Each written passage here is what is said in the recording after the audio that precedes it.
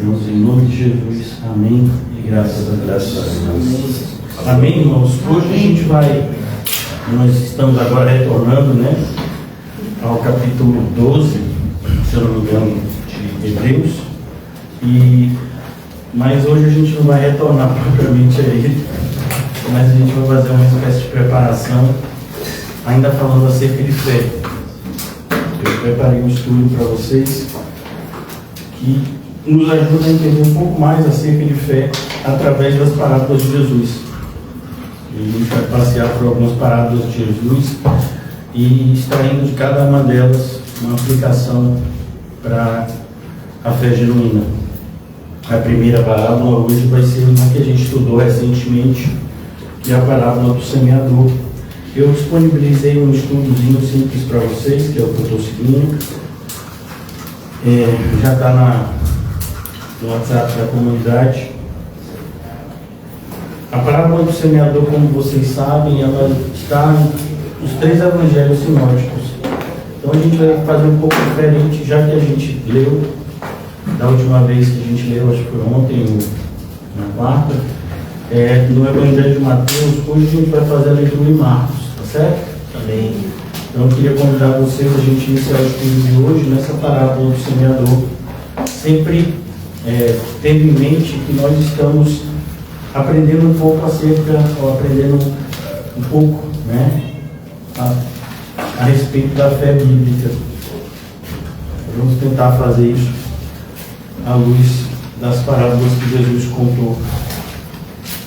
Então, no Evangelho de Marcos, capítulo 4, a partir do versículo 1, Jesus vai apresentar a parábola do semeador, mostrando essa realidade, né? Que nem todas as pessoas vão ter reações, principalmente em dias como o de hoje, né, que nós fizemos o evangelismo. É preciso que a gente tenha isso em mente, para que nós não venhamos a nos desestimular e nem nos estimular de forma emotiva. Então, podemos muitas vezes ter um dia onde aparentemente pessoas possam responder positivamente ao convite da graça, mas como a parábola nos ensina, devemos ser sóbrios, porque nem toda alegria inicial ela vai ser duradoura. Então, assim também devemos ser perseverantes, porque nem sempre uma rejeição inicial significa uma rejeição final. Então, a nossa constância, por isso que quando nós evangelizamos, e o evangelismo é um estilo de vida, quando nós evangelizamos é importante que a gente tenha em mente a perseverança, pois infelizmente nós somos seres movidos pela emoção no nosso estado natural, e eu espero que nós não estejamos aqui no nosso estado natural, mas na nossa fase espiritual, uma vez que somos regenerados, mas somos seres emotivos. Por isso que hoje a palavra do momento, por exemplo, é motivação. Então, o que todo mundo busca hoje em dia é ser motivado de alguma forma para colocar em prática os seus projetos e de alguma forma sentir que a sua vida está andando para frente, né? E no Evangelho, muitas vezes, se a gente não tomar cuidado, é igual. Então a gente fica sendo motivado por pequenos momentos de aparente sucesso e desmotivado quando nós achamos que a gente não está saindo do lugar com as abordagens que a gente tem feito. E o grande perigo, né, não é somente se desestimular ou se estimular de forma errada, mas o grande perigo é a gente abandonar a verdade.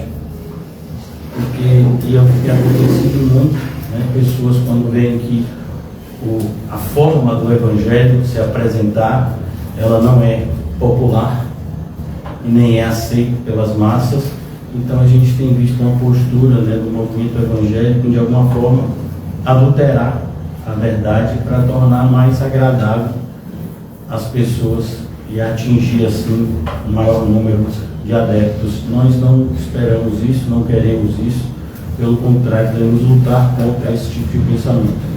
Então a parábola do semeador nos ajuda, como o próprio Senhor Jesus, a entender todas as parábolas e a colocar as coisas no seu devido lugar. Então vamos iniciar uma leitura. Tem uma explicação, cada parábola tem uma pequena explicação que eu coloquei, mas a gente vai, na parábola aqui do semeador, fazer uma leitura junto, tá certo? Todos estão no Evangelho de Marcos. Quem não encontrou o Evangelho de Marcos pelo Novo Testamento, tranquilo, se você for no Novo Testamento, você encontra. Com calma, paciência. Versículo 1 do capítulo 4. E outra vez começou a ensinar junto do mar, e ajuntou-se a ele grande multidão, de sorte que ele entrou e assentou-se num barco sobre o mar, e toda a multidão estava em terra junto do mar. E a ideia do barco e do mar aqui era uma estratégia, né, para que o som se propagasse, uma vez que normalmente, né, o vento vem do mar para o continente. Então Jesus falava e a sua voz era então direcionada para aquelas multidões que estavam ali ouvindo. Era uma espécie de microfone da época, né? Usar o vento para levar a voz. É importante a gente saber essas coisas, porque daqui a pouco tem gente espiritualizando e dizendo que o negócio é pregar do barco, igual a Jesus.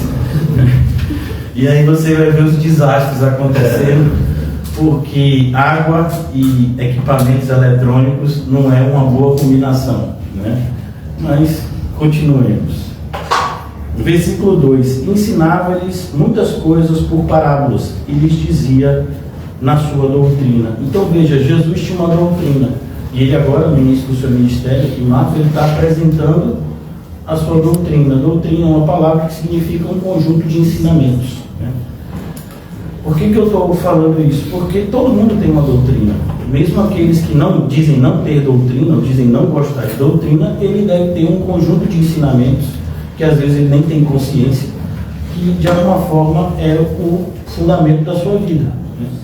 Então, cuidado para que você não entre nessa onda, né, de se colocar contrário a coisas que efetivamente, né, não nos devemos fazer. Versículo 3: ouvi, eis que o semeador saiu a semear. Então, a ideia aqui é que a obra do Evangelho, ela é imparável. Então, o semeador vai sair a semear e ninguém pode impedir que ele faça isso. Mas a grande questão aqui, para que a gente não fique nesse, como eu disse, nessa emoção, tá vendo aí, vou pregar em todo lugar, vou fazer, vai acontecer, Deus está comigo. Não sei se ele está com você, porque não é assim. O semeador sai a semear e ele tem um campo específico para fazê-lo, né? Então a gente tem que sempre tomar cuidado, porque zelo, né, sem direcionamento sempre foi a causa de muitos desastres ao longo da história da humanidade. Então você dá uma olhadinha na história da humanidade, você vai ver, por exemplo, né, queimar pessoas vivas. Algumas vezes aconteceu nesse formato, zelo sem entendimento, né? Então, os evangélicos sofreram isso, e os evangélicos também praticaram isso nos Estados Unidos. Então, nem sempre somos os mocinhos. Cuidado com os seus achismos. Ouvi que eis o semeador saiu a semear. E aconteceu que, semeando ele, uma parte da semente caiu junto do caminho, e vieram as aves do céu e a comeram. A ideia aqui, só para que a gente fique ainda mais ciente do que estamos ouvindo, é a que Jesus vai falar em diversos momentos que devemos pregar o Evangelho a toda criatura, sem acepção de etnia, sem acepção de geografia. Hoje, por exemplo, eu tomei um susto. Eu estava me preparando para vir para cá, comecei o povo gritar e soltar bomba. Eu cheguei, né? Falei, meus pais estavam perguntando, o que foi? Está tendo algum jogo? Não, é a convocação da seleção, convocaram o Neymar, está todo mundo comemorando. Eu falei, não é possível. Eu pensei que o Brasil tinha ganho a Copa do Mundo já com antecipação, sem precisar jogar, né? Mas não, a convocação de um jogador estava sendo celebrada. Eu falei, é muita falta do que fazer, né? E você vê que o pessoal não fica nessa mesma empolgação sabendo que Jesus está no time, né? Mas cá estamos. Então, a gente vai pregar, inclusive para essas pessoas fanáticas, mas normalmente elas não vão nos ouvir. Mas isso não significa que a gente não pregue para elas. As pessoas podem até nos rejeitar, nós não rejeitamos a ninguém. As pessoas podem nos maltratar, nós não maltratamos a ninguém. Mas eu não estou gostando muito dessa direção que está tomando, né? Mas essa é a direção que o cristão deve seguir. Então, continuando, caiu junto ao caminho e vieram as aves do céu e a comeram. Então aqui a primeira semente, ela já cai, e à beira do caminho é justamente aquele caminho que fica quando você vai passando no meio do mato, né, no meio de uma plantação. Então é aquele lugar que a maioria das pessoas passa, então aquilo forma um caminho. Não sei se vocês já fizeram trilha, né? E trilha é justamente isso, ninguém sai abrindo a trilha, as pessoas vão andando e aquilo dali vai ficando formado. Então você muitas vezes só perde se quiser, né? Porque tem um caminho que foi deixado, e se você percorrer, normalmente você chega aonde se propõe chegar. E é justamente esse tipo de solo, aquele solo batido, né, de vários pisões. Então não tem como a semente entrar, né, ou germinar. Ela fica ali, e as aves do céu, elas se alimentam de quê? Sementes. Não sei se ainda está assim lá perto do elevador Lacerda, mas na minha época de mais novo tinha uns pombos lá que o pessoal alimentava, né? Então é isso que as pessoas, é isso que Jesus está falando aqui, dessa atitude, né, dos pássaros de comerem. Não vai endemonizar pássaro, por favor. E depois ainda dizer que foi eu que falei. Aí você vê um pássaro comendo a semente, está vendo o demônio? Pegou a semente. Meu amigo, é o alimento dele, deixa ele em paz, né? Vai lutar contra as forças espirituais do mal. Rapaz, é o povo que não tem o que fazer. Vocês ficam dando risada, mas eu estou falando sério. O povo faz isso mesmo, irmão, né? Não tem um pessoal lá que bateu no ator que estava fazendo o personagem do soldado na Paixão de Cristo, né? Então, a gente conta essas coisas parecendo que são inverídicas, mas são verdadeiras. Versículo 5. Outra caiu sobre pedregais. Também é importante a gente sempre, eu creio que a maioria de vocês está há muito tempo sabendo disso daqui, mas é minha função ensinar, e eu faço isso com alegria. Pedregais aqui, a gente pode achar que é no meio de pedras, não é meio de pedras, é um tipo de solo característico da região de Jesus, que tem uma camada, né, de terra, e embaixo é rocha. Então você tem essa camada de alguns centímetros de terra, onde a semente encontra um espaço para germinar. Só que ela não encontra espaço para criar raízes, então tirar o substrato da terra. É exatamente isso daqui que Jesus está contando, é desse tipo de solo que Jesus está falando, e não no meio de pedras, né, como talvez possa, de alguma forma, algumas pessoas chegarem a esse erro. A outra caiu sobre pedregais, onde não havia muita terra, e nasceu logo, porque não tinha terra profunda. Aqui fica um ensino subentendido, né? A gente tem que ter muito cuidado com conversões instantâneas, porque normalmente, né, para a semente germinar tem um espaço de tempo aí, né? Então, como é que a gente sabe que a pessoa entendeu o que a gente está falando? Para a pessoa entender o que a gente está falando, tem que ter, né? Mesmo a pessoa sendo um gênio, tem que ter uma reflexão. Ó, o caminho que ele está dizendo aqui, que eu tenho que seguir, é um caminho que eu tenho que renunciar a algumas coisas. Mas ao mesmo tempo esse caminho é maravilhoso. E essas coisas têm que ser pesadas antes de entrar na porta, para que a escolha seja feita de forma correta.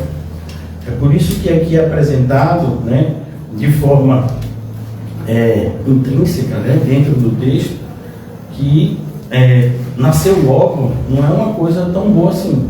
Tanto que a gente vai ver que o solo que dá frutos, essas pessoas entenderam a palavra.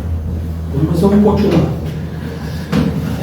Essa que caiu aqui sobre esse solo rochoso, por não ter muita terra, nasceu logo. E porque não tinha, né, profundidade, saindo o sol, queimou-se. Então o sol, ele queimou por quê? Porque ela não tinha como puxar água da terra. Então ela ressecou-se. Jesus Vai explicar melhor adiante. Versículo 7, terceiro tipo de solo. E outra caiu entre espinhos.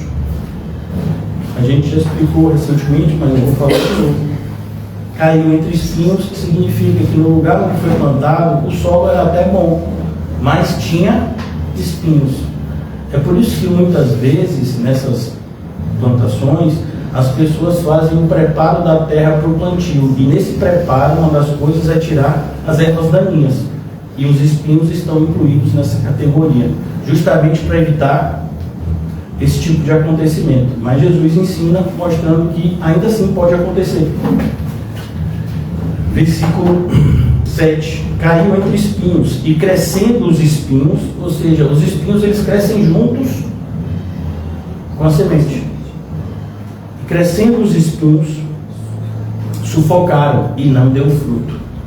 Então, a semente, o broto está nascendo ali, está querendo formar uma espécie de árvore, e os espinhos estão sufocando, elas estão concorrendo nos nutrientes.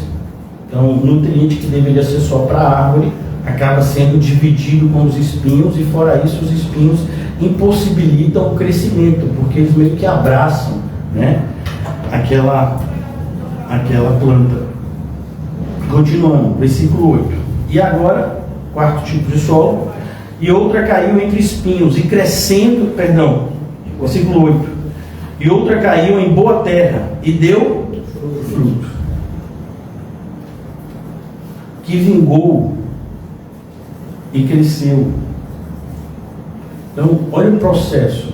Ela deu fruto, mas aí ele explica como é que ela deu fruto.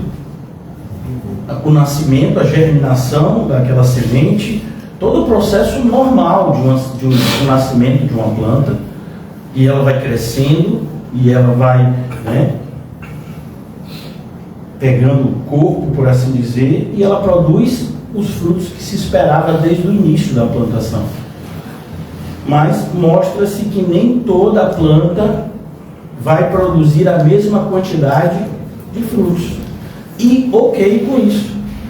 Por quê? Porque nós não estamos concorrendo. Nós estamos numa guerra. Nós somos uma parte do exército, e nós temos um exército que está contra nós, que são as forças espirituais do mal. Então, entre nós não há concorrência. Pelo contrário, entre nós há o quê? Celebração. Então, você colheu a senha, que legal, somos do mesmo time. Quando forem contar o número de sementes, não vai dizer que fulano teve tanto, fulano teve... Não, é tudo do time, É como, por exemplo, uma vez que a gente está nesse clima de Copa do Mundo, é o jogador que ganha a Copa do Mundo ou é o time? É o time. O time. Por mais que em determinadas Copas, pelo menos eu assisti 2 Copas que o Brasil foi campeão, que foi de 94 e de 2002. Todas as 2 Copas tiveram jogadores que foram extremamente importantes, pelo menos para os comentaristas. Então, na Copa de 94, a pessoa da vez era o Romário. O Romário não ganhou a Copa sozinho. Tafarel defendeu o pênalti. Renato, aquele branco, deu um chute do nada, no meio do campo, e fez um gol e virou. O Brasil conseguiu ganhar um jogo de 3-2, que ninguém achava que o Brasil ia ganhar. Então, fica parecendo que é só aquele jogador que vai ganhar. É ele mais 10. Não, é todo mundo. E se o time não for bom, perde. Quantas pessoas achavam que Neymar ia trazer alguma Copa do Mundo para o Brasil? No auge, ele não trouxe, vai trazer agora?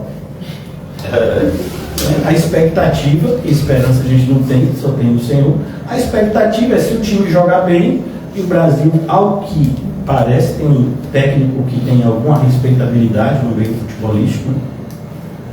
Pastor, para você, vai mudar o quê? Nada, nem sei se pode assistir jogos, depende, Pode ser que na hora eu esteja fazendo alguma coisa mais interessante. Mas, só para fazer a comparação, 2002 a mesma coisa, tinha aquele jogador que fez um corte de cabelo extremamente bonito, para não dizer outra coisa. Ronaldo, que depois ficou conhecido como Bolinha, que engordou. Então, mas ele era conhecido até então como um fenômeno. Mas ele ganhou a Copa? Não, tinha Ronaldinho Gaúcho, tinha Rivaldo, naquela Copa, né? Tinha uma série de jogadores que talvez tivessem jogado melhor do que ele. Ele tinha essa facilidade de botar a bola para dentro da rede, como dizem, né? Mas todos trabalharam juntos, né? E tinha aquele técnico meio doido, mas tinha, né, uma espécie, né, de espírito vitorioso, que tem um espírito escolar, né? Então, veja como são as coisas. Assim também, né? Nós somos um só time. Não deve existir concorrência entre nós. Amém. Glória a Deus. Já fomos escalados. Então, não tem esse negócio. Quem é que vai para a Copa? Quem é que não vai? Vai todo mundo, irmão. Você é crente? É regenerado? Está na lista. Né? O bom de ser crente é isso. É como Jesus vai falar: na casa de meu pai, então não precisa essa concorrência. Tem morada para todo mundo. A nossa concorrência, na verdade, é contra a gente. Quem pode nos atrapalhar é quem a gente olha no espelho. Então, cuidado com esse adversário, né? Mas os irmãos não são adversários. Mesmo quando os irmãos falam palavras que não deveriam para a gente, eles estão nos estimulando a amadurecer. Amém. Claro que a pessoa, assim, deixar tudo claro, né? A pessoa que está falando algo que não deveria vai sofrer as consequências. Se é um crente verdadeiro, vai ser corrigido por Deus. Mas o alvo dessas palavras indevidas não perde nada. Tem a oportunidade de perdoar. Tem a oportunidade de amar uma pessoa que está fazendo algo que não deveria. E mais ainda, vai crescer espiritualmente, pois é por meio das provações que nós crescemos. Aleluia! Aleluia! Então, toda vez que você for alvo disso daí, celebre, né? Versículo 9. E disse-lhes: quem tem ouvidos para ouvir, ouça.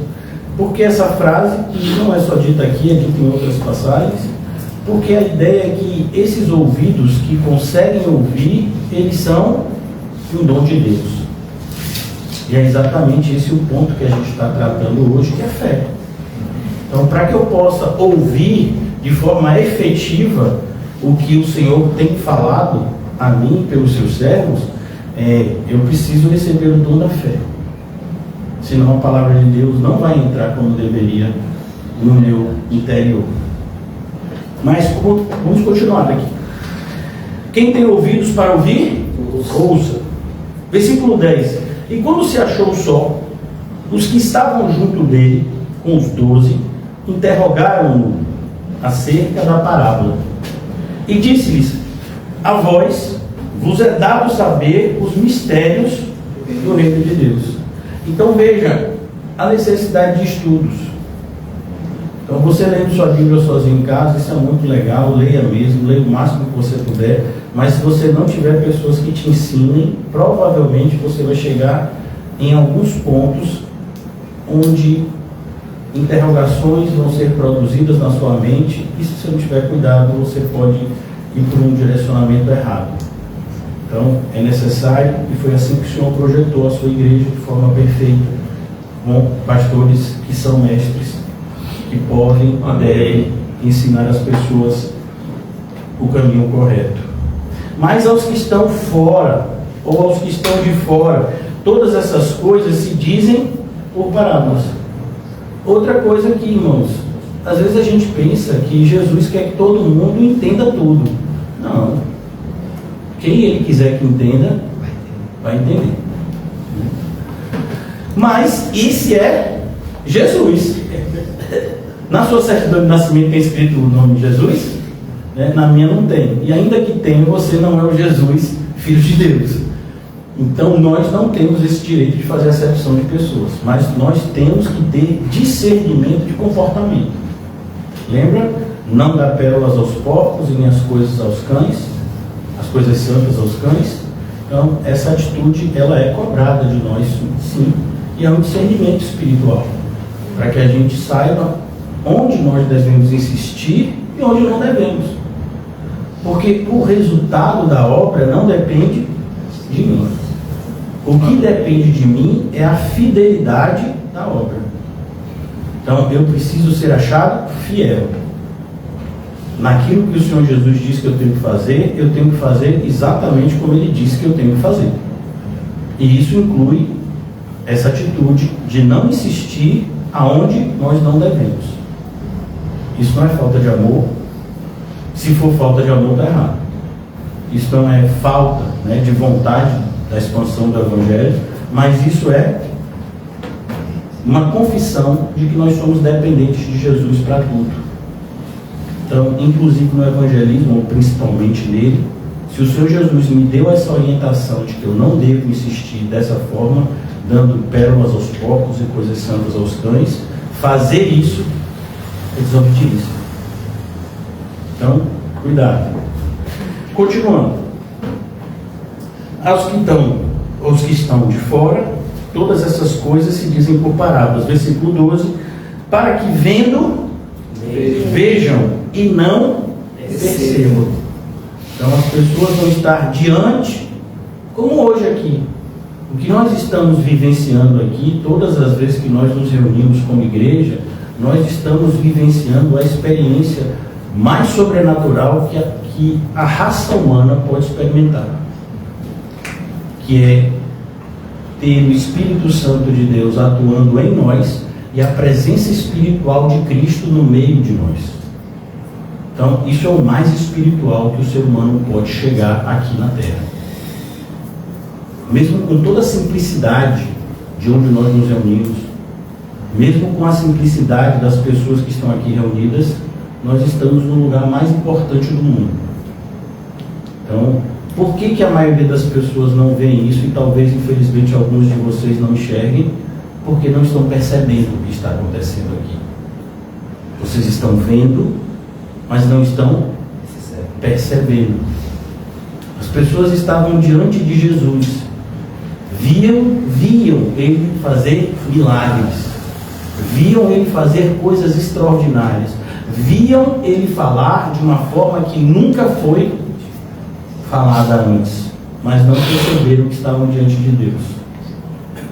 Então é muito perigoso para nós, né, quando a gente chega nessa situação de não perceber e não valorizar a nossa posição espiritual que nos foi dada em Cristo.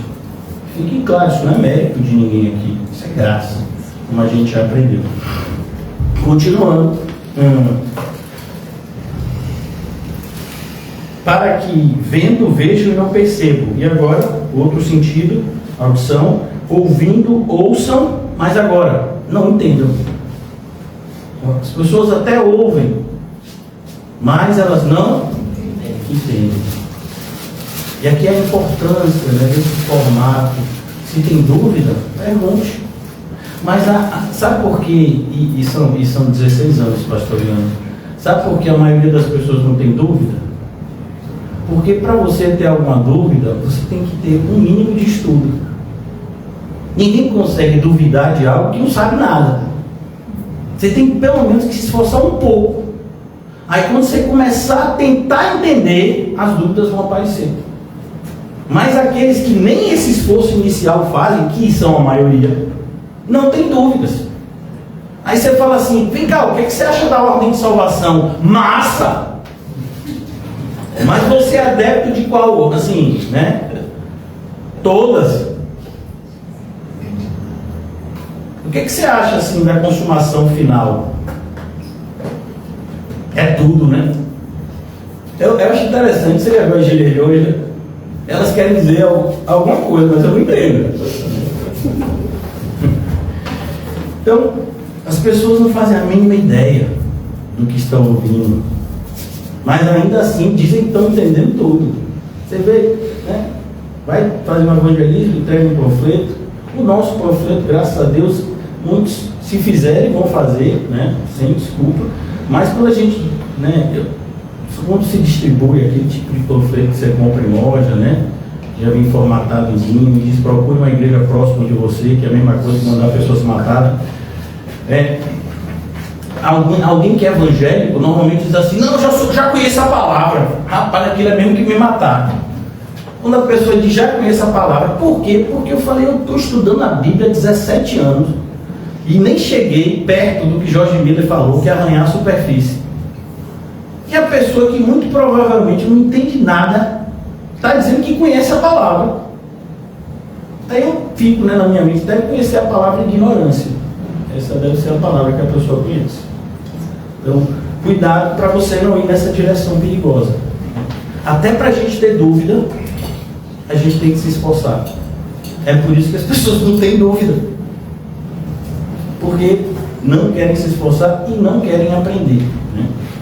Nós vemos isso, inclusive com a assiduidade das pessoas nos estudos, né? Se fosse alguma comemoração, iria. Você imagina se eu fizesse para aniversário?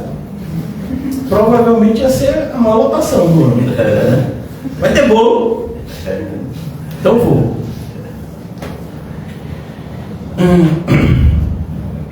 Versículo de número 12 ainda. E não entendam, para que não se convertam. Ou seja, a conversão, ela faz parte de um projeto. Ela tem todo um processo. Ela tem procedimentos. Ela é feita pela graça, claro. Mas a graça não opera de forma desordenada, porque tudo que Deus faz tem decência e ordem. Então você foi salvo. Quais foram os procedimentos que aconteceram na sua vida que apontam que você foi salvo? Você faz uma pergunta dessa, a pessoa se sente até ofendida. Me respeite que eu sou espiritual, você está querendo tirar minha fé. Não, tem que ter procedimentos. Entre eles, você se arrependeu? Mas você se arrependeu de quê? De tudo. Rapaz, quando a pessoa diz que se arrependeu de tudo é outra coisa, é como que me matar. Porque eu tenho filhos e eu sei que é assim que eles respondem, quando não sabem de nada e quando não fizeram nada. Não, quando você se arrependeu, você sabe do que você se arrependeu. Sabe? Porque é um processo doloroso. É como, por exemplo, tirou um câncer. Tirou um câncer onde? No corpo todo. Não. A cirurgia tem que ser precisa. Você não vai abrir a pessoa toda e sair procurando. Não, você faz uma série de exames até para poder precisão, né? Não, onde foi o seu câncer? Meu câncer foi em tal lugar, tirou isso aqui. Então, o arrependimento é algo parecido, porque por meio do arrependimento o pecado é expulso da gente. Mas isso tem que ser preciso, né? Então não é para você se preocupar em detalhes, não, porque isso daí é o próprio Espírito Santo que te convence do pecado, da justiça e do juízo. Mas a gente não pode ficar com essa postura alienada, onde a gente acha que está fazendo o que é certo, sendo que a gente nem começou a fazer o que é certo. Então, por isso que Jesus está falando nesse formato. Se eles não veem, se eles não ouvem, se eles não entendem, não se convertem. Veja que esse tipo de apresentação foi feita pelo apóstolo Paulo na carta aos Romanos. Todo que clamar o nome do Senhor Jesus vai ser salvo. Mas antes de você ficar no oba-oba, deixa eu lhe dizer, como ouvirão e como eles vão clamar o nome de Jesus se eles nunca ouviram nada acerca dele? Então é um procedimento, vai ouvir, vai se arrepender, vai crer, esse é o procedimento, né? Então cuidado. E lhes sejam perdoados os pecados. O Senhor Jesus foi bastante enfático, ele disse, sem arrependimento não há perdão. Ele fala, sem arrependimento não há remissão de pecados, mas é a mesma coisa que o perdão. Então aqui no versículo 13, e disse-lhes, não percebeis esta parábola? Como, pois, entendereis todas as parábolas? Mostrando que justamente essa parábola, ela é uma parábola-chave, já apresentando inclusive a doutrina da eleição. Porque aqui não é o tipo de semente que muda, é o tipo de solo. E quem é que pode dizer que tipo de solo é? Será que o solo A pode dizer quero ser o solo B? Não, isso é algo que foi escolhido. Versículo 14. O que semeia a palavra. Então o que a gente tem que fazer? Semear a palavra. E não semear frases motivadoras. E não querer, produzir conversões. Por quê? Porque a gente vai produzir falsas conversões. Porque nós não temos a capacidade de produzir conversões. Pelo menos não genuínas. Nós temos a habilidade dada por Deus, pela graça, de sermos semeadores. E Paulo também fala a respeito daqueles que regam, mas é o mesmo processo, são servos em lavoura. Eles não têm ingerência em relação aos resultados. Tanto que Paulo fala, uns semeiam e outros regam, mas quem dá o crescimento é o Senhor. Então aqui, o que semeia, semeia a palavra. Então é a semente que a gente tem que lançar para o mundo, a palavra. Por isso que evangelismo, irmãos, é sinônimo de pregação. Evangelismo não pode ser separado de uma pregação. Então, tanto que no nosso formato aqui, que nós temos recebido esse direcionamento, a gente faz antes de algum estudo, justamente como ato contínuo.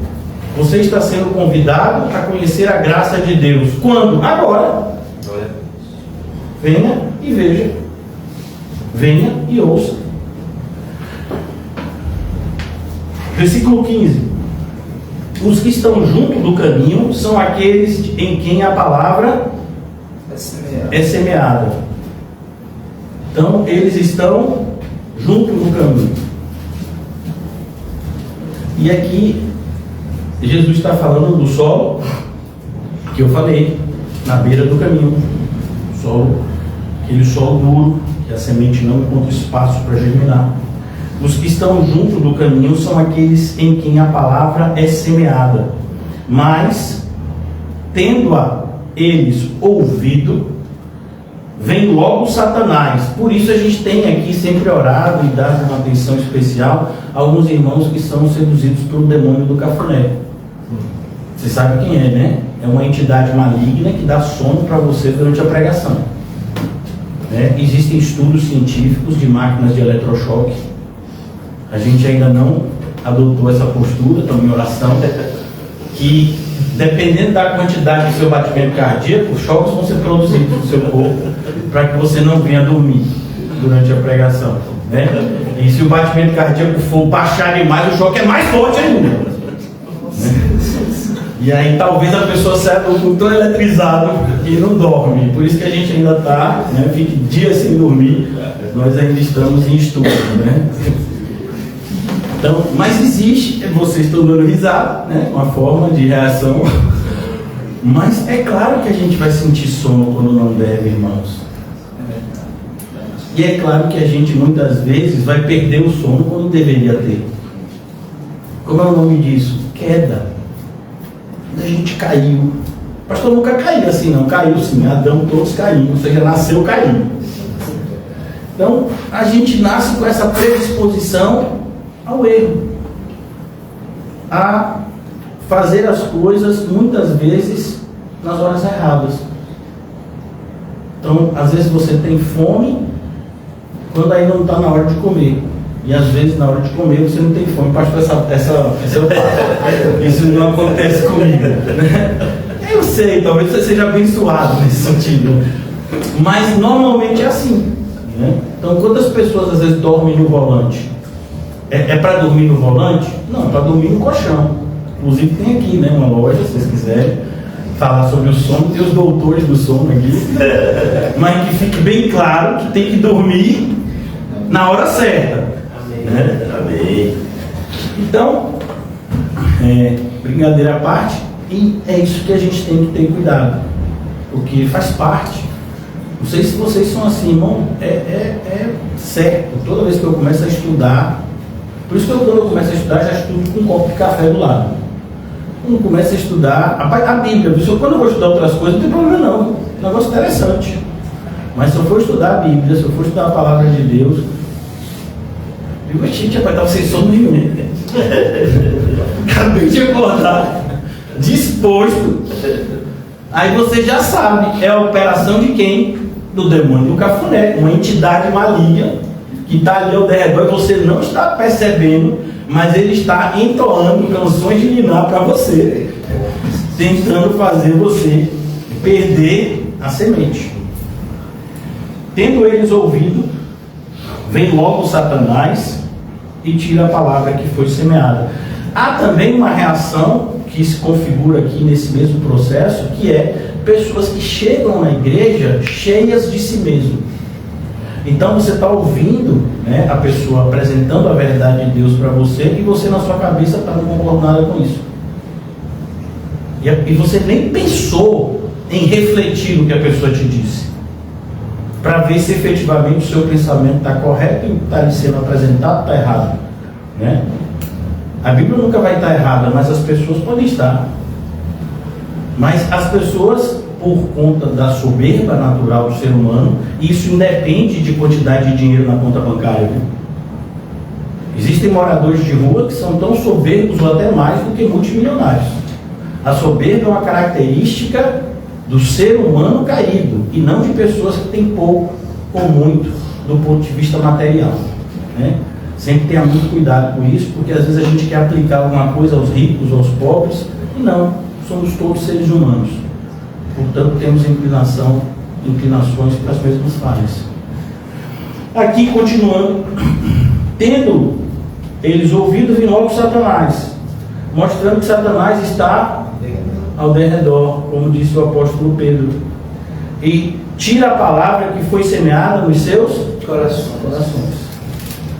Então, você pode não estar prestando atenção no culto, mas o diabo está. E ele está de olho, não é nem no que está sendo pregado, é no que você está recebendo. Porque ele sabe que não pode fazer nada contra a palavra de Deus, mas ele pode tentar impedir que a palavra de Deus chegue até você. Por isso, por exemplo, Judas, quando escreve a sua pequena, breve carta, ele vai dizer: batalhe diligentemente pela fé que de uma vez por todas foi dada aos santos, mostrando como de várias maneiras as forças espirituais do mal se unem para tentar roubar a nossa fé. E a fé é produzida pelo ouvir, e o ouvir da palavra. Continuando, entendo. E da mesma forma, os que receberam a semente sobre pedregais, entenda, solo rochoso, como já foi explicado, os quais, ouvindo a palavra, esse tipo, né, de pessoas a gente já viu muito na igreja. Se você tem algum tempo na igreja, você já deve ter visto alguém que externalizou esse tipo de solo. Logo, com prazer, a recebe. Então, pessoas que estão passando por dificuldades e estão buscando em Cristo somente a solução dos seus problemas, eles tendem a ter esse tipo de relação emotiva. Quando eles se sentem de alguma forma ajudados, quando de alguma forma, né, as dores internas são aliviadas pela presença de Cristo, isso é natural. Que o sobrenatural de Cristo influencia a todos, inclusive não regenerados. Pois a presença de Cristo é poderosa demais, até os não regenerados sempre. Logo, com prazer, recebe. Mas é por isso que eu, já há algum tempo, um tempo significativo, eu parei. Eu não celebro batismo, eu não celebro pessoas que estão vindo para a igreja. Eu fico muito contente quando eu vejo frutos na vida de pessoas, mas a minha alegria tem diminuído, porque eu estou vendo cada vez menos. Mas eu ainda continuo com esse mesmo pensamento, né? O que deve ser celebrado são os frutos, e não as mudanças que podem ser circunstanciais e momentâneas. Isso não significa que a gente olha para o batismo e diz: daqui a pouco já vou fazer não, eu acho que essa pessoa vai ficar uma semana ou duas. A gente não fica projetando que uma pessoa vai abandonar a fé. Mas o que eu estou dizendo para você é a mesma postura. Eu não sei, eu acredito que a maioria de vocês teve filho aqui, né? Então, quando o filho nasce, quando sai da barriga da mãe, a gente tem mais cuidado ou menos cuidado do que quando estava na barriga? Bem mais cuidado. Quando estava na barriga, estava ruim. Na barriga. É por isso que eu já vi mãe dizer: rapaz, quer botar para dentro de novo.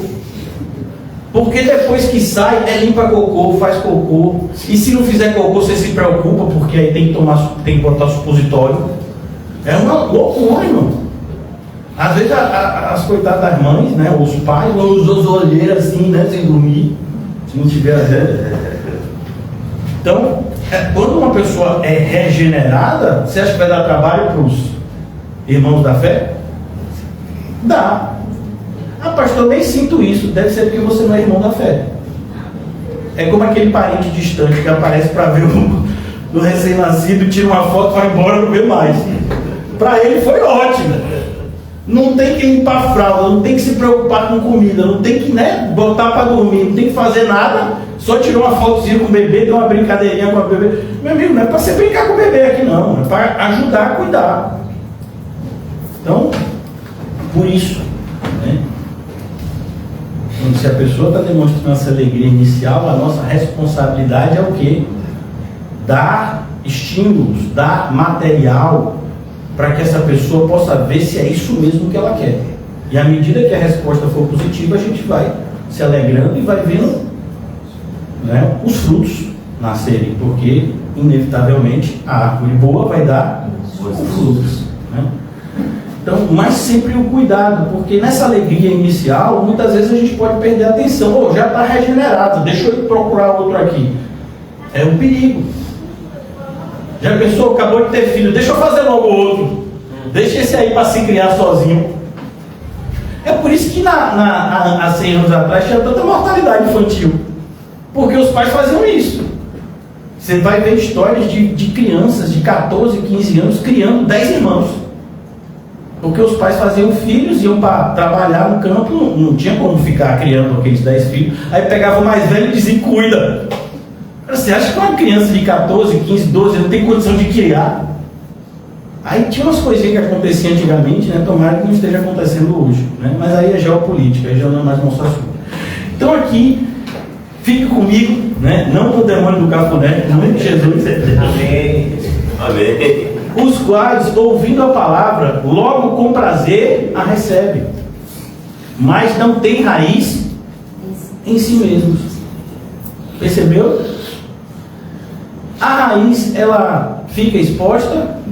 Na maioria das vezes não. Algumas exceções, algumas árvores, né?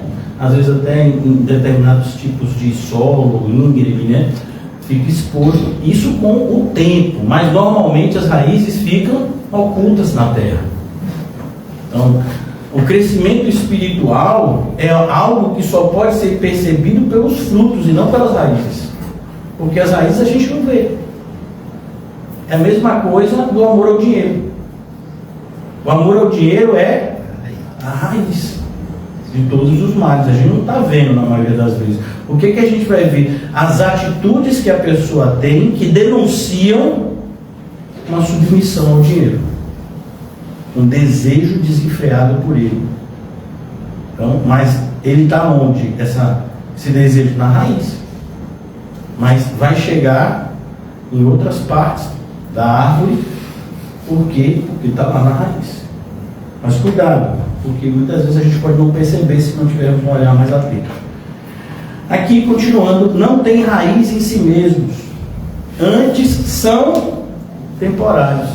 Eu até comentei com vocês. Eu fiz uma espécie de preparação no sermão, só que esse sermão depois eu descobri que era para mim mesmo. Quem sabe Deus queira que eu pregue para vocês algum dia, fazendo meio que um balanço, né, desses 17 anos. Mas a gente viu muito isso na igreja ao longo desses 17 anos. Crentes temporários. Pessoas que ficaram durante um tempo, e às vezes ficaram sérios por um tempo, assim, exercendo algum tipo de ministério, e querendo até mais responsabilidade, mas daqui a pouco desaparece. Ou é o neto, ou é o filho, ou é o emprego, ou é um relacionamento novo. As causas são variadas, mas são crentes temporários. Depois, sobrevindo a tribulação, percebeu? A tribulação, irmãos, ela deve ser esperada. Você tem que acordar de manhã de boa, certo? Cheio de Deus, feliz, porque o crente é feliz. Mas e aí, já de olho no horizonte, cadê a tribulação que não chegou ainda? Porque em tudo somos atribulados. Então já fiquei tranquilo, irmão. E não, outra tribulação. Ai, Deus. Agora veja. Não, irmão, de boa, feliz. Rapaz, tribulação, como é que você tá? Tudo bom? Então, receba que foi pra você. Tem gente que às vezes quer tocar de lado, né? Não, a tribulação é igual a carta, vem com o nome do destinatário. É verdade.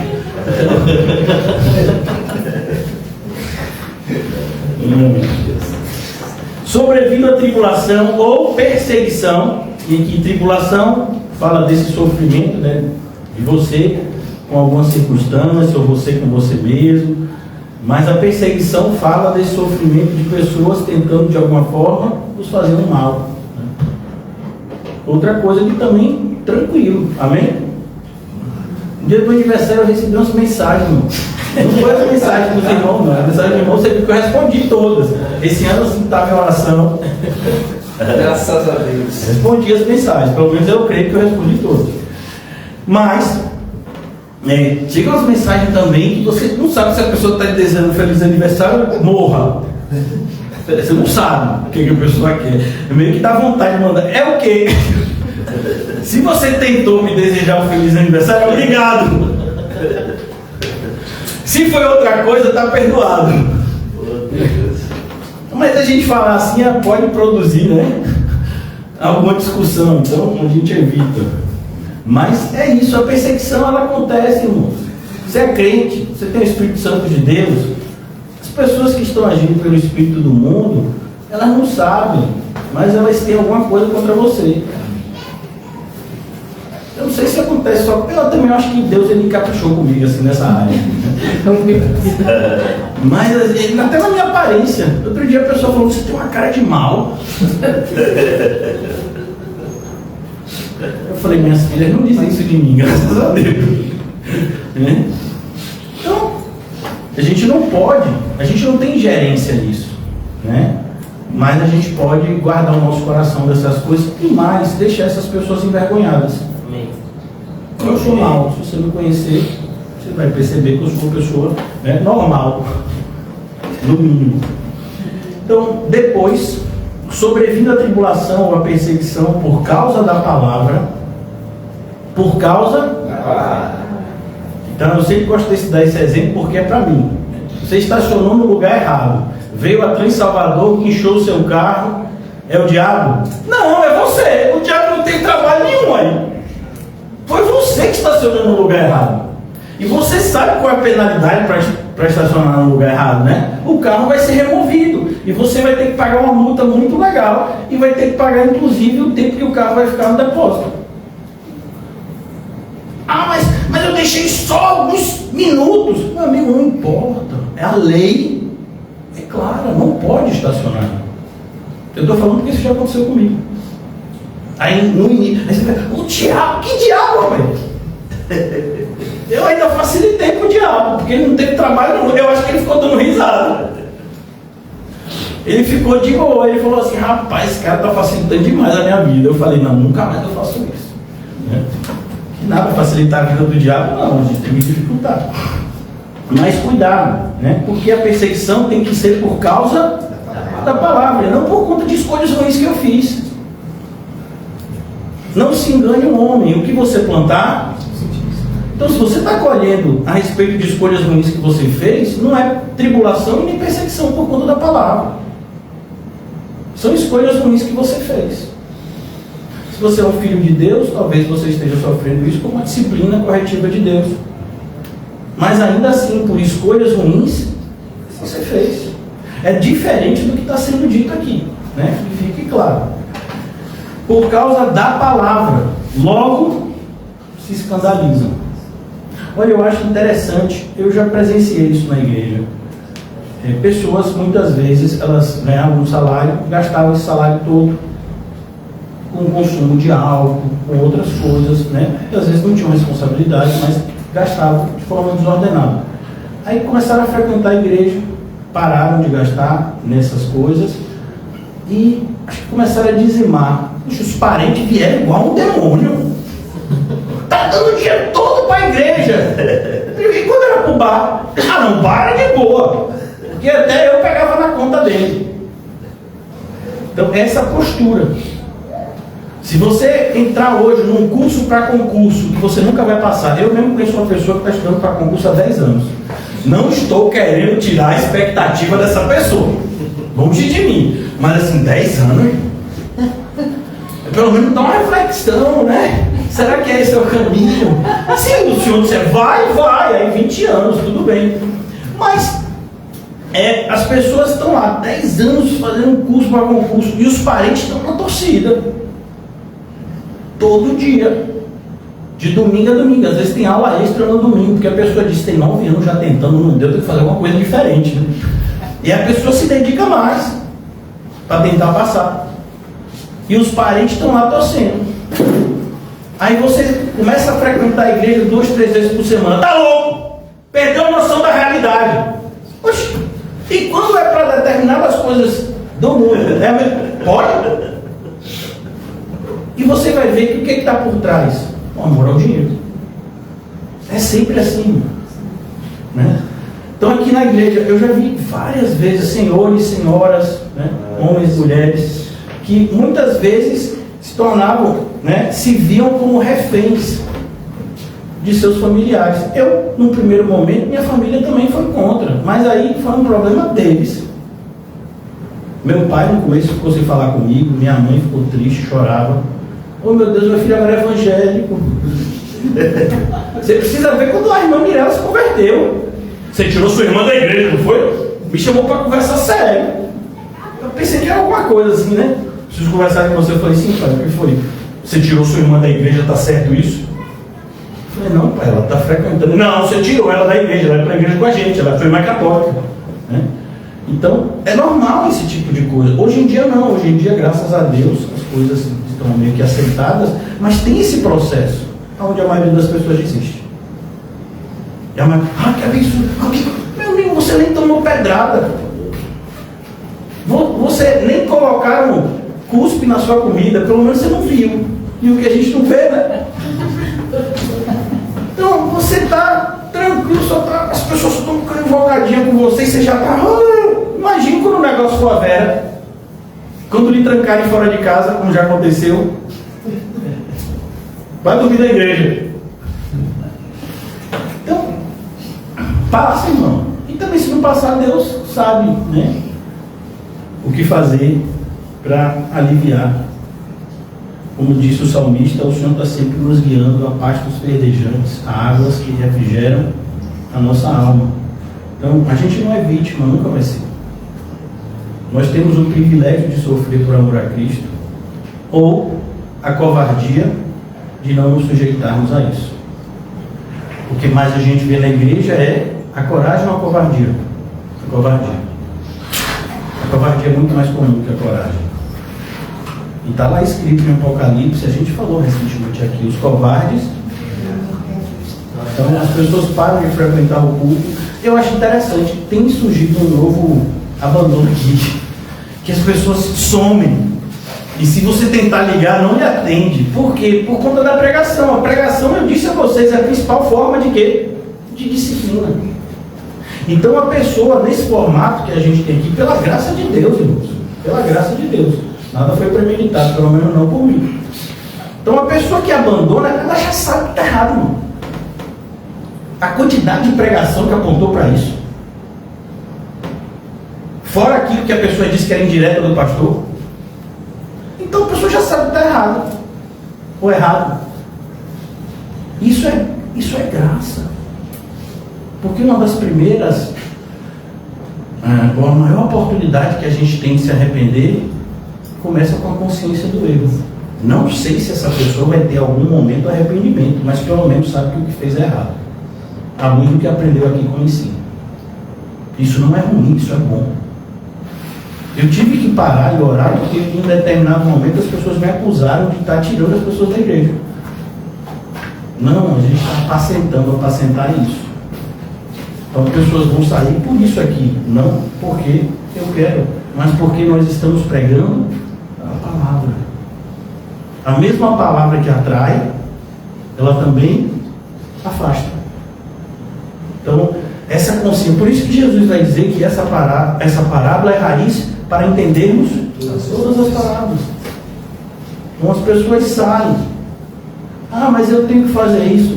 Não, minha senhora, o senhor não tem que fazer isso não. O senhor não leu a passagem que diz Marta? Não leu essa passagem?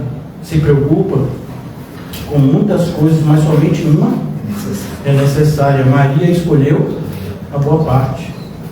E o que ela escolheu jamais vai lhe ser tirado. Varrer em casa, por mais virtuoso que seja, não é mais importante que ouvir a palavra de Deus. Eu nunca vi um neném, uma criança, morrer porque demorou na troca de fralda 1 hora, 2 horas. Mas você vê pessoas indo para o inferno porque não deram atenção para ouvir a palavra de Deus. Então, colocar as coisas no devido lugar, irmãos. A prioridade é o que a Bíblia diz que é prioridade. Então, é assim que nós procuramos viver, é isso que a gente procura pregar. A maioria das pessoas vai rejeitar esse tipo de proposta. Mas Jesus já tinha avisado a gente a respeito disso. Muitos são chamados, mas poucos são os escolhidos. As pessoas, inclusive, vão agir com hostilidade. Aqueles que arbolam a palavra. Ô irmão, vou dizer uma coisa para vocês. Quando eu era ímpio, meus aniversários eram diferentes. Porque o mundo é mentiroso, né? Todo mundo gostava de mim, era tanto presente que até para administrar isso era difícil. Hoje em dia está tranquilo. Então, no primeiro momento, o inimigo quer alcançar o nosso coração com isso. Depois você fica, meu Deus, não falta nada na minha vida. Tem que ser grato, né? Então, a gente tem que se libertar, né, dessa dependência emocional do que os outros fazem com a gente, né? Por isso que hoje em dia, irmão, a pessoa pode postar o que quiser, pode falar o que quiser. Olha, não sai uma ruga de preocupação. Sai muitas vezes com paixão, porque você sabe que a pessoa está em um caminho perigoso. Mas a nossa consciência estando em paz no Senhor, e ainda mais quando você vê na sua vida as marcas de Cristo, ninguém pode roubar isso de você. É como o apóstolo Paulo escreveu aos Coríntios e dizendo: olha, eu preguei a vocês e eu não cobrei um centavo de nenhum de vocês, todo o período que eu estive com vocês. Vocês jamais poderão dizer o contrário de mim em relação a isso. Ele fala isso nas suas cartas. Então, quando você tem essa sua consciência de que você está andando no formato que Jesus quer, o que as pessoas dizem ou não dizem se torna irrelevante. É claro que, como igreja, nós temos a obrigação de nos estimularmos ao amor e às boas obras, mas se isso faltar, não vai faltar estímulos da parte de Cristo para nós. Então, os maiores estímulos que recebemos vêm do Senhor. É o Espírito de Cristo em nós, a esperança da glória, né? Versículo 18. Outros são os que recebem a semente entre espinhos, os quais ouvem a palavra. Veja, eles ouvem a palavra.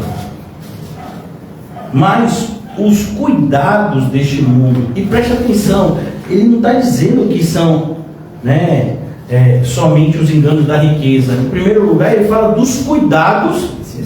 Então lembre do que eu já falei aqui para vocês, aquela cena de Maria ouvindo Jesus e Marta indignada porque ela se achava que estava fazendo todas as tarefas de casa sozinha e que Maria estava errada em estar ouvindo o que Jesus estava falando.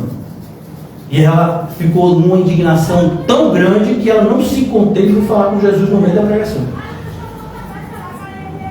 E Jesus disse o que tinha que dizer com amor, porque Jesus amava aquela família. Marta, você está fazendo uma escolha muito ruim. Não é Maria que está errada, é você. E veja que o pensamento coletivo não mudou. As pessoas valorizam muito mais alguém que a essa hora está trabalhando, como diriam, no corre, do que vocês que estão aqui sentados ouvindo a palavra de Deus. Ainda mais de um pastor como eu, né? Que, segundo a consciência, segundo a fala de alguns, eu tenho tanto dinheiro que está escondido, por isso eu preciso trabalhar. A ideia, assim, eu sempre me pergunto em oração: Senhor, será que o Senhor me deu amnésia temporária? Porque eu posso ter escondido o dinheiro e não sei onde está. Então, se o Senhor quiser me dar uma dica de onde eu deixei, onde eu enterrei, que eu pego, vou tentar usar para a glória de Deus. O Senhor sabe que o meu coração, não vou garantir porque meu coração é enganoso, igual a Pedro, né? O Senhor sabe que eu te amo, não vou dizer que eu te amo. Então, mas eu fico me perguntando: se o Senhor me deu amnésia temporária, assim, aí eu esqueci algum lugar que eu botei, né? Porque as pessoas chegam a esse tipo de loucura. Porque para alguns é loucura você escolher o que Maria escolheu. E as pessoas valorizam muito mais aqueles que estão aonde? Na correria, no corre, fazendo 300 coisas ao mesmo tempo para poder ganhar dinheiro que nem sabe se vai gastar. Porque a vida, quem determina o início e o fim, não somos nós.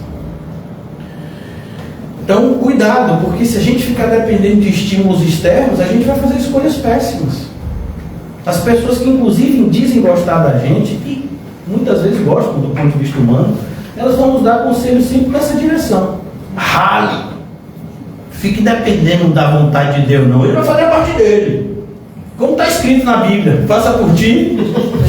Que de lá, rapaz, eu procurei, viu? Nos meus primeiros anos de igreja, não tinha esse negócio de Google, não tinha essas coisas, facilidade dessas buscas digital. Tome-lhe. Falei: rapaz, você quer alguma tradução diferente? Até que eu descobri, né, que o Senhor me mostrou que não estava na Bíblia. É como aquela palavra, né? Pastor, onde é que está na Bíblia que houve pelo amor, pela dor? Pastor, onde é que está na Bíblia que Deus abomina o pecado e ama o pecador? Nada disso está na Bíblia. Nenhuma afirmação. Até porque, você já viu o pecado andando sozinho? Eu também procuro. Ô, concupiscência, sente. Você pode até dar um nome num cachorro de concupiscência, mas isso não significa que ele é o pecado ambulante, né? Então pode ter gente que coloque, né, o nome do cachorro, né, concupiscência, o outro luxúria, o outro covardia, covardia senta. Mas eu nunca vi pecado andando sozinho. Onde o pecado está? No pecador. Então, é sempre o cuidado que a gente tem que ter a essas falas, essas frases que parecem piedosas, mas são diabólicas, porque levam as pessoas ao erro. Então, não, Deus ama o pecador arrependido, e como está escrito, aqueles de coração quebrantado, isso está escrito. Mas esse que Deus ama o pecador e abomina o pecado, não está escrito na Bíblia em lugar nenhum. Nós vamos aqui, né? Eu achei que eu ia falar todas as parábolas hoje. Eu não vi uma fé dessa nem em Israel. Agora é que está caindo a ficha. Mas vamos aqui, pelo menos a gente vai falar uma. Amém? Amém. Mas cuidados, os cuidados deste mundo. Então, cuidado com os cuidados. Eu amo os meus filhos, mas os meus filhos não são prioridade para mim. Imagina um pai dizer isso.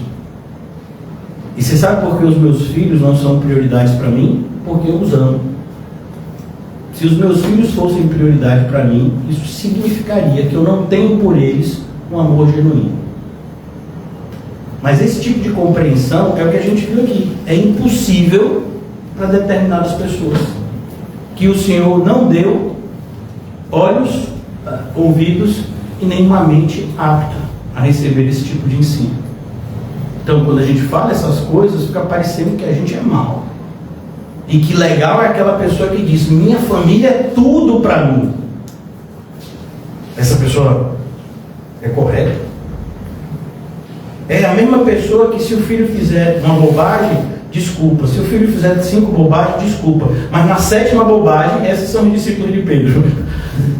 Na 7ª bobagem, e a gente já viu isso inúmeras vezes no CAC, a pessoa sai, nem avisa para onde se... E não avisa não é porque ele se esqueceu, é para o filho não saber aonde mora e não ir pedir ajuda se precisar.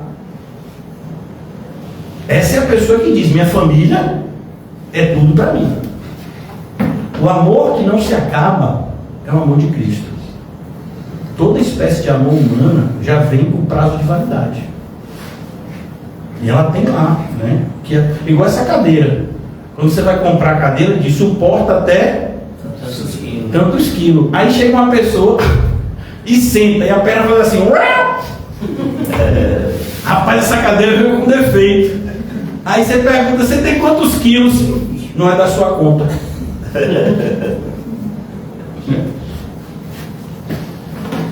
Então, cuidado, né? A gente precisa aprender a ter a mente de Cristo. Isso significa o quê? Entender as coisas que acontecem com a gente pela ótica divina. E a única forma disso acontecer é meditando na palavra de Deus.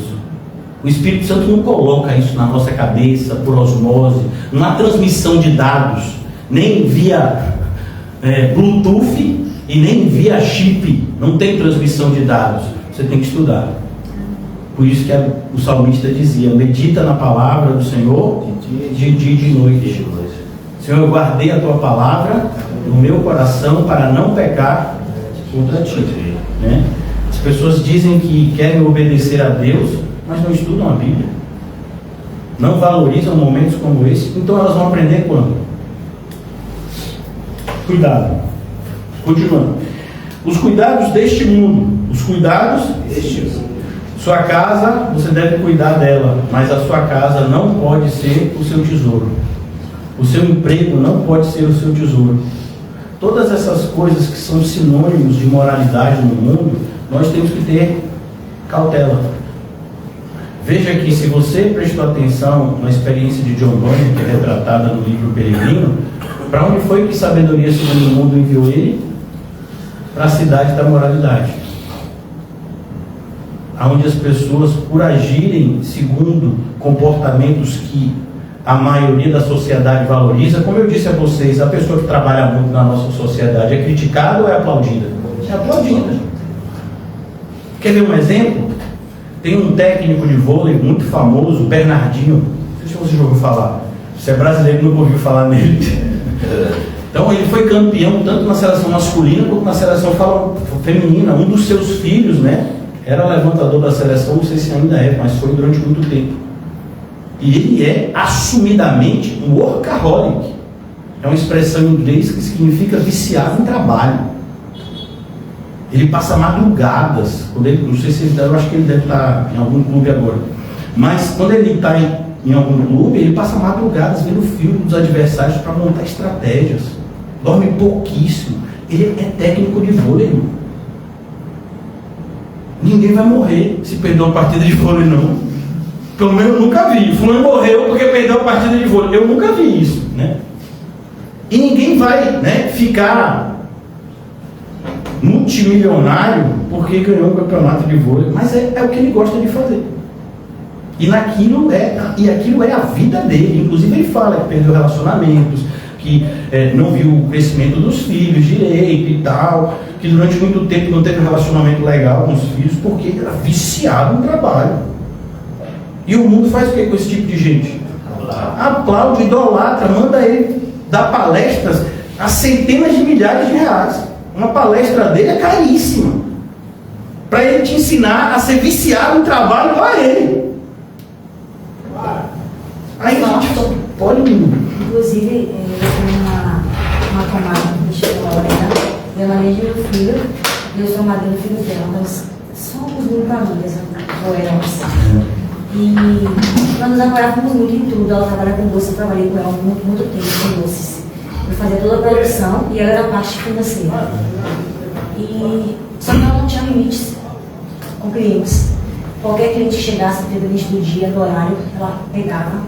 E eu dizia a ela que eu não trabalhava dessa forma, que comigo as coisas tinham que ser organizadas, eu tinha que mexer as massas antes de deixar pronta, para fazer os doces. Final de semana eu não trabalhava, ela tinha que me avisar antes. E nós começamos a ter muitos atritos por causa disso, porque eu comecei a ficar com raiva dela. No íntimo, eu não dizia ela, mas eu comecei a ficar com raiva, comecei a negar. E eram atitudes que o Senhor me cobrava, porque eu estava tendo atitudes ruins diante de Deus. Né? Estava pecando contra o Senhor, porque eu estava ficando com raiva dela e depois mascarava aquilo e ficava guardando. E aquilo foi aumentando. E ela sempre correu atrás de mais dinheiro. Era com doces, era vendendo em shopping, era vendendo bolsa, era não sei o quê, e sempre jogando sempre o fardo para cima de mim, para que eu, o cliente chegasse, eu fizesse os doces. Sempre ficando pesado. Dizia, não, pode ser assim, eu tenho minha vida, não posso parar tudo por isso. Virava madrugada fazendo doces. E aí, o Senhor foi ministrando em mim, através da palavra, eu fui me afastando dela aos poucos. Hoje nossa relação é muito superficial, porque eu precisei me afastar, porque eu estava me vendo, me corrompendo através daquilo ali. Eu disse a ela, eu mandei uma mensagem para ela, pedi perdão pelos sentimentos que eu estava sentindo, disse a ela que eu ia deixar essa parceria com ela e dei continuidade à minha vida. Nos afastamos, ela sabe que eu a amo, mas eu tive que me afastar, porque realmente estava me fazendo mal. Eu ainda estou nesse processo, que não é fácil você abrir mão da busca financeira, mas eu estou tentando aprender. Amém. Mas assim, o que você falou é extremamente relevante, porque nós somos influenciados o tempo todo, mas muitas vezes a gente não percebe a influência. A gente não percebe, e às vezes até por conta de alguma relação afetiva, no seu caso é uma amiga, às vezes é um familiar. Às vezes é alguém que está te dizendo, no meu caso, por exemplo, eu ouço, você tem 3 filhos. Eu falei, eu sei, eu tive. Ele está lá, meu nome, eu criei, né? Eu sei que eu tenho 3 filhos. Mas sempre querendo produzir em você essa sensação de que você tem que correr atrás, porque você está tranquilo assim. Porque a postura do cristão incomoda o ímpio. Era cristã também, não tá vendo? Então, a postura do cristão é uma postura que o ímpio fica, num primeiro momento, sem entender e depois fica até com inveja. Porque é uma postura que a gente consegue ficar tranquilo, independente das circunstâncias. Então, há uma falta, há uma escassez. A gente não vai se desesperar por causa disso, porque a gente confia no Senhor. Então, esse tipo de postura faz com que as pessoas fiquem com raiva, porque elas não conseguem agir assim. Então, para elas, a gente está sendo irresponsável, para elas, a gente está sendo preguiçoso, para elas, a gente está sendo uma série de coisas, e por isso não estamos nos esforçando tanto quanto elas para ganhar dinheiro. É assim mesmo. Mas isso está na Bíblia. Isso é a perseguição que é normal da gente saber que existe. É aquilo que eu falei para vocês. Acordou de manhã, não agradeceu ao Senhor pelo dia, já procura logo. Que é bom quando você vê chegando, você já se prepara. Às vezes você pegar de sobreaviso assim, mas é difícil. Então, a tribulação já está vindo ali, aquela pessoa já prepara o coração. Aleluia!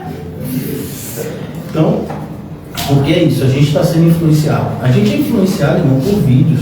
Não sei você, eu não tenho TikTok não, mas é porque eu não sei mexer. Eu não sei mexer com negócio de informática. Então, eu só vou aonde o Senhor me permite, meus pés só alcançarem. Meu limite é Facebook e Instagram.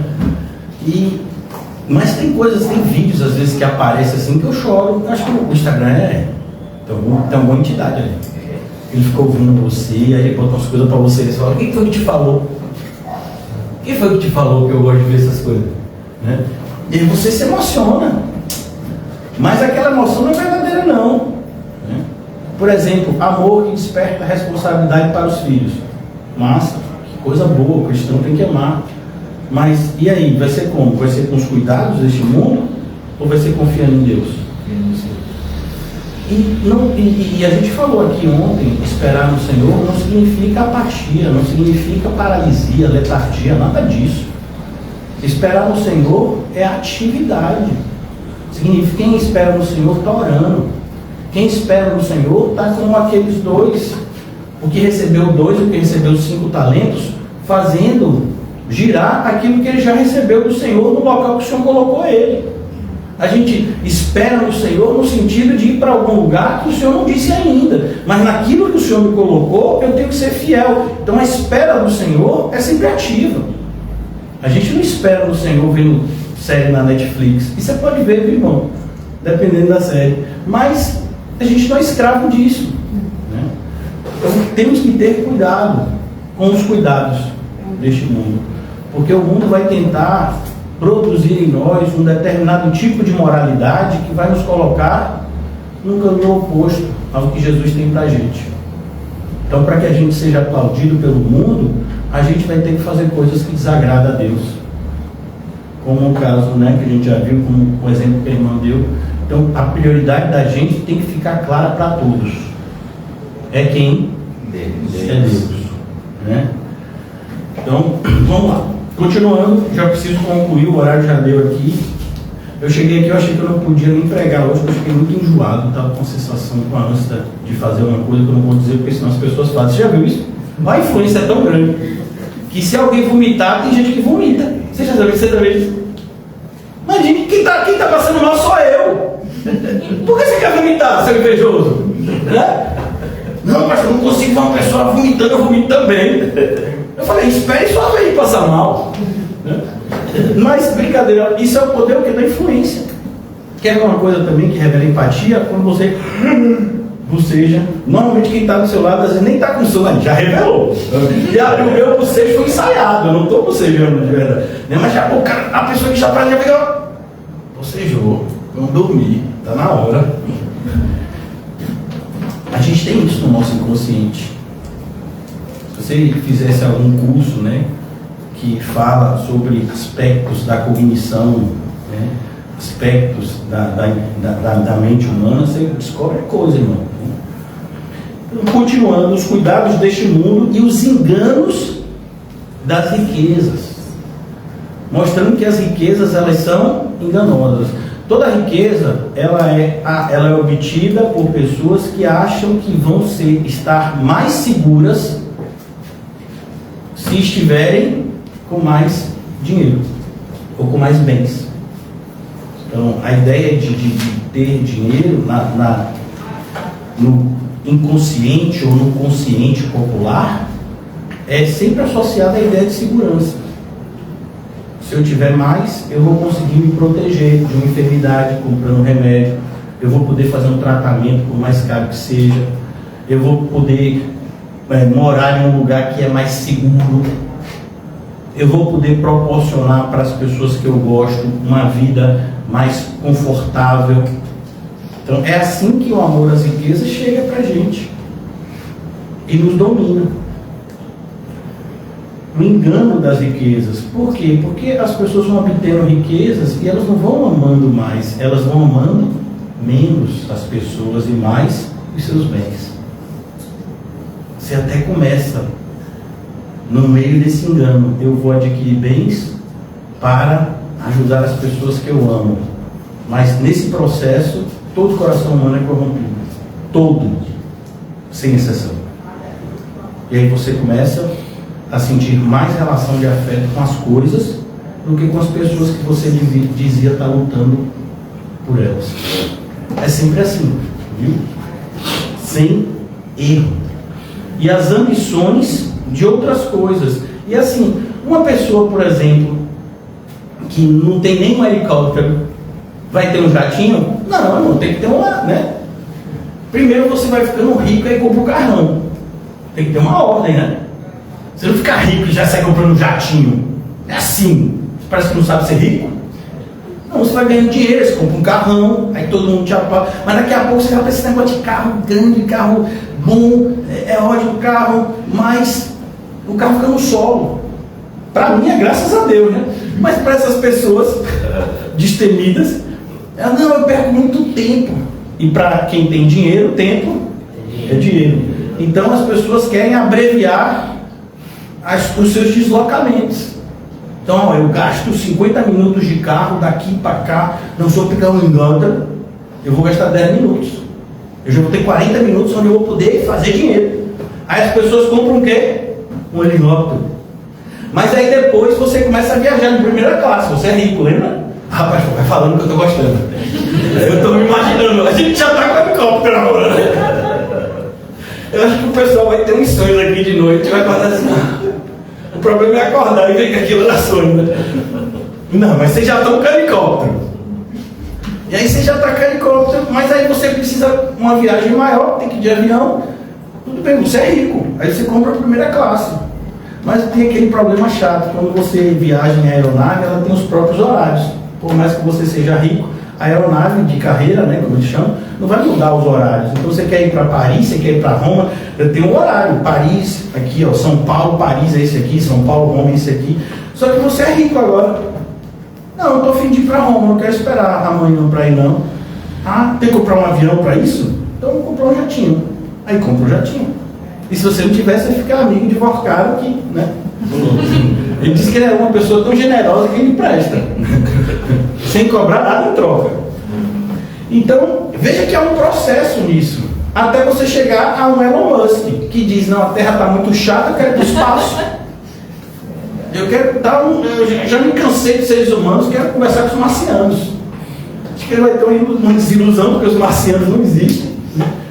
Mas, você vê como é o ser humano. Há um processo que a riqueza vai te enganando aos poucos.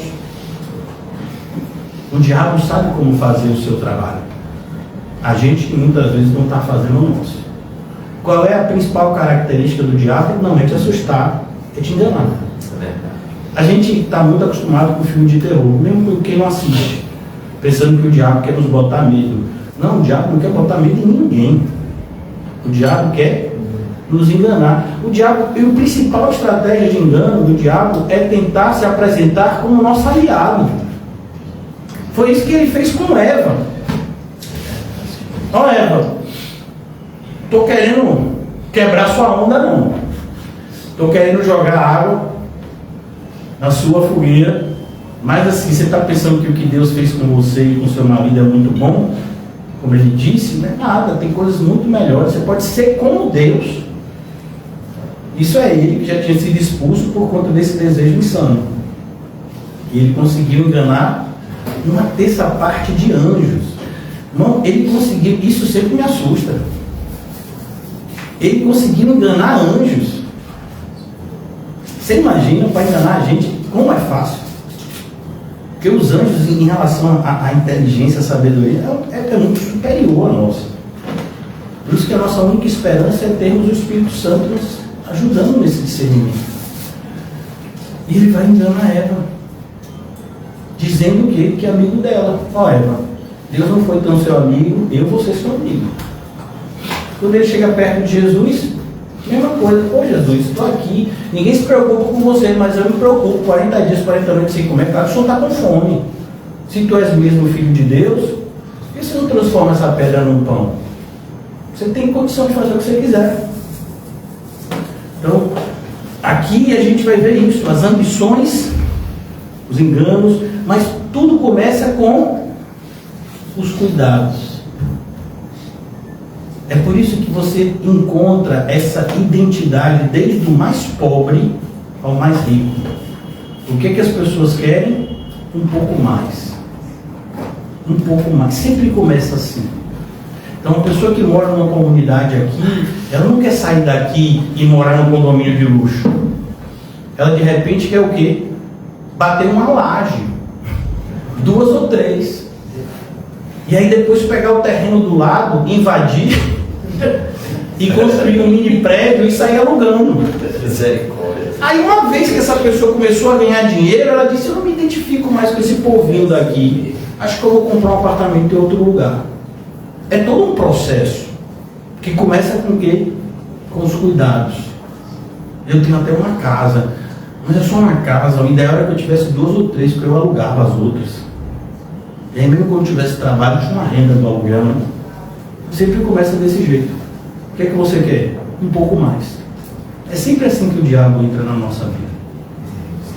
Nos apresentando um pouco mais. E sempre disfarçado com essa frase, que muitos amam ouvir. Você merece um pouco mais. Por isso que toda vez que alguém diz isso para mim, eu sempre refuto. Às vezes na cara da pessoa, mas às vezes Deus manda ter uma educaçãozinha, né? Você refuta no seu íntimo. Não, eu não mereço nada.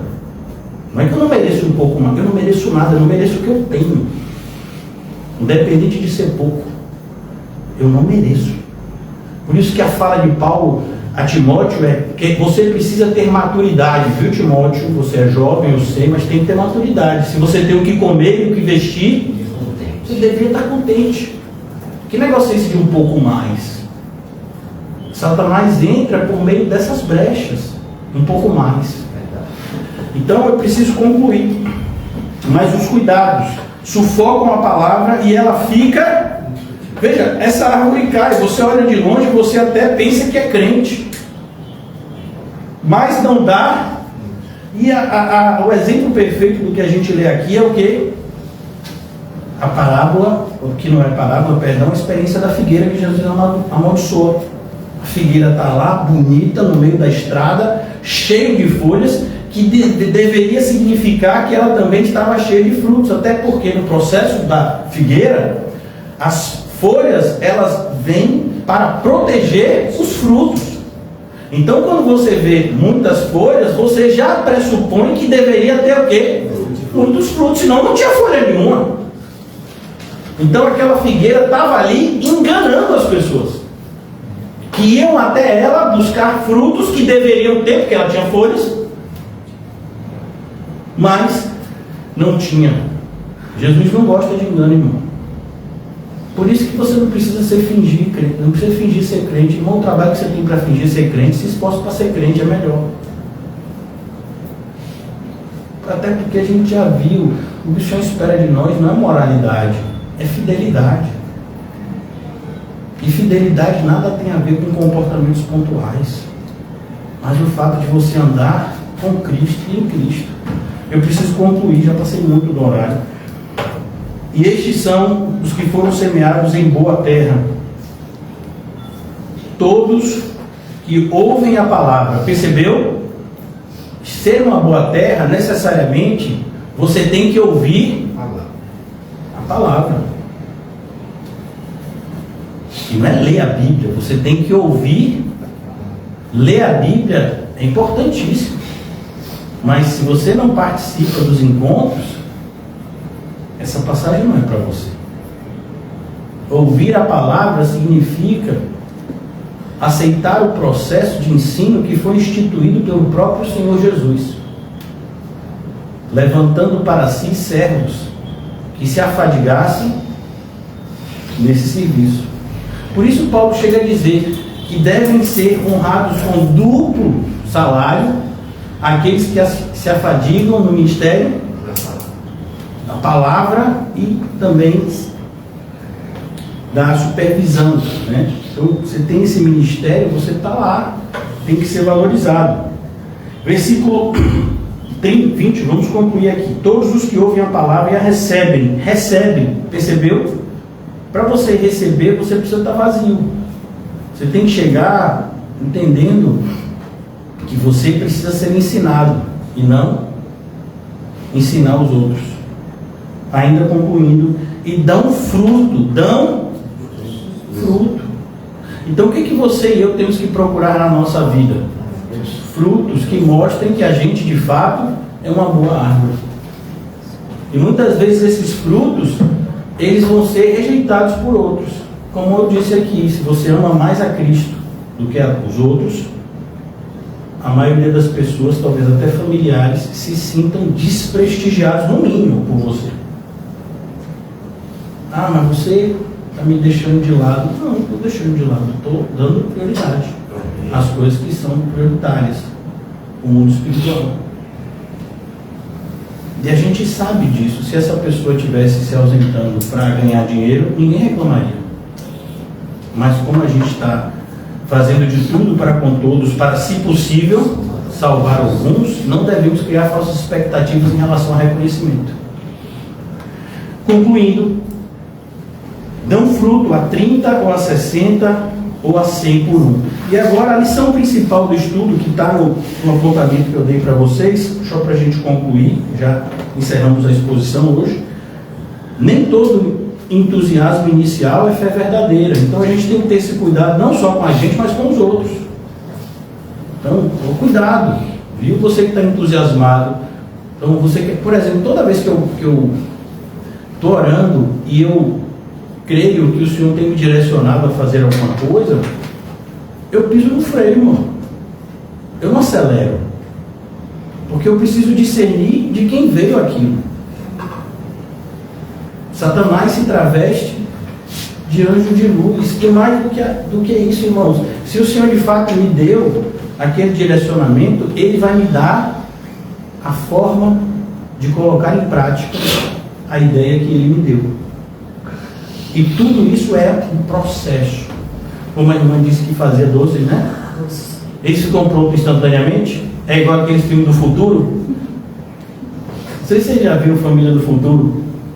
É o desenho. Você bota um negócio, um pozinho, parece ser micro-ondas, né? Mas desenho você nunca sabe o que é aquilo. Aí ele aperta no botão, as mãos sai um negócio assim diferente. Né? A gente sabe que na vida real não é desse jeito, isso é ficção. Então, como ela falou, para fazer um bolo, precisa de tempo. O bolo você precisa descansar, tem todo um processo, né?